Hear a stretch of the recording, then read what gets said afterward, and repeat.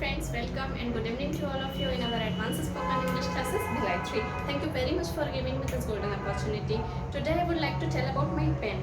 By the way guys, my name is Fakra Elmi and I am a student of advanced spoken English classes, Bhilai 3. So without wasting any time, let's start. I have a pen, its color is blue and it has a nib, it has a cap and it is look wise very beautiful, and it has a back cap also, it has refill also,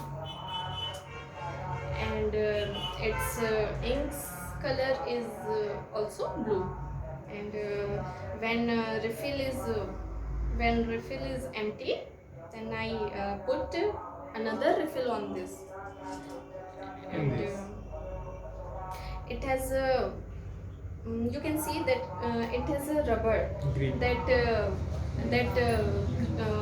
is for grip, for keep it very well, and it has a it has a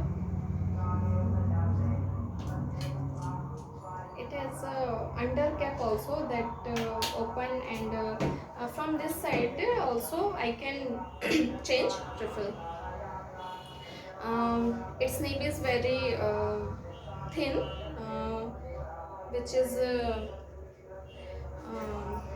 right very beautiful. I keep